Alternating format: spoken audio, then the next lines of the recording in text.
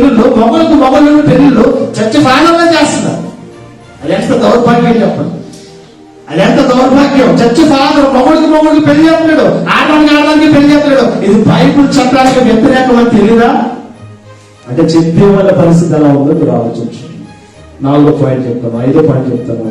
తల్లిదండ్రులకు పిల్లలు భయపడుతున్న పరిస్థితి కాదు, పిల్లలకు తల్లిదండ్రులు భయపడే పరిస్థితి.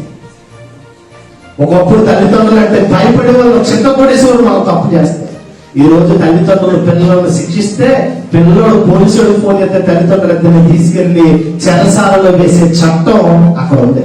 ఎక్కడ? అక్కడ ఉంది, యుఎస్ లో ఉంది, ఇప్పటికీ ఉంది. స్కూల్లో మాస్టర్ ఎవరు కొట్టండి వాళ్ళని, స్కూల్లో మాస్టర్ ఎవరు కొట్టడం. పొరపాటు స్కూల్లో మాస్టర్ కొడితే స్కూల్ ఉండదో మాస్టర్ ఉండదో స్కూలే మొత్తం క్లోజ్, సీట్ చేసేస్తారు ఆయన. అంటే ఇదంతా దేవుని చిత్తానికి వ్యతిరేకముగానే కనిపిస్తూ ఉంది. దేవుని చిత్తానికి ఇదంతా కూడా ఎలా ఉంది? వ్యతిరేకముగానే కనిపిస్తూ ఉంది.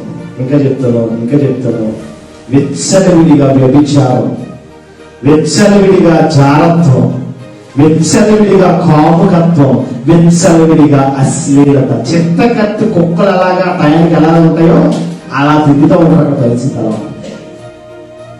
ఇటువంటి దేశం పైన దేవుని ఉగ్రతకు కారణం ఏంటంటే శాంతులు మాత్రమే. ఇది ఒక ఉదాహరణగా దేవుడు చూపిస్తూ ఉంటాడు. అశ్లీలత పాపం నేర్పింది, ప్రపంచానికి పాపాన్ని పరిచయం చేసింది. అశ్లీలత ఎక్కడ చూసినా అశ్లీలతే, ఎక్కడ చూసినా వ్యభిచారపు కోరలే, ఎక్కడ చూసినా జారత్వపు కోరలో దేశం కమ్ముకుంది. నిండైన వస్త్రాలు పోయి ఆ కల్చర్ ని మన మనలు కూడా కల్చర్ లో వచ్చేస్తా ఉన్నారు. పైనుంచి కింద దాకా శరీరం ఎక్కడ కనపడకుండా ఉండే దేహాన్ని విడిచిపెట్టుకుడు చిన్న చిన్న ముక్కలు 3 ముక్కలు వేసుకుని తిరిగేసే పరిస్థితికి వచ్చేసారు.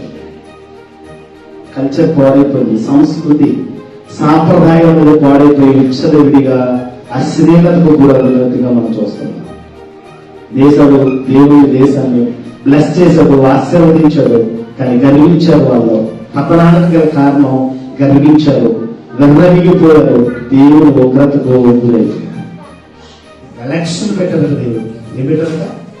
ఎలక్షన్ పెట్టరు దేవుడు. ఓటింగ్ లో జీరో మెన్షన్ అంటే the creator is zero mention అనగానే ఆహాహాహా నవ్వు చెప్పబోతాయి. ది క్రియేటర్ గా ఓట్లు ఎన్ని వచ్చారా అంటే జీరో మెన్షన్ అనగానే అబ్బా అందరూ కూడా పగలబడి అపహాస్యం చేశారు. వాక్యం చదవదు. ఇప్పుడు 79 కీర్తన చదవదు. కీర్తన గ్రంథం 79 కీర్తన 79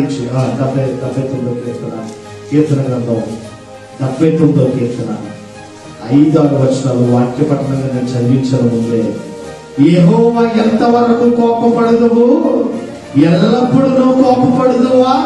నీ రోషము అగ్ని వలె ఎల్లప్పుడూ మండినా నిన్నెరుగని అన్యజనుల మీదను, నీ నామమును బట్టి ప్రార్థన చేయని రాజ్యముల మీదను నీ ఉగ్రతను కుమ్మరించుము. లాస్ ఏంజల్స్ లో దేవుని ఉగ్రతకు గల కారణం ఏంటి అని ఆలోచన చేస్తే దేవుడు అంటే భయము భక్తి లేని కంట్రీ. ఏ దేశమైనా, ఆ దేశమనే కాదు, ఈ కోవలో ఉన్న ఏ దేశానికైనా పట్టే గతి ఇదే గతి. ఏ గతి? యెహోవా ఎంతవరకు కోపపడదువు, ఎల్లప్పుడూ కోపపడదువా? నీ రోషము అగ్ని వలె ఎల్లప్పుడూ మండినా. ఎవడో పరాయి దేశంలో నుంచి వచ్చి నన్ను మండించినోడు కాదు. ఎవడో శత్రు సైన్యం వచ్చి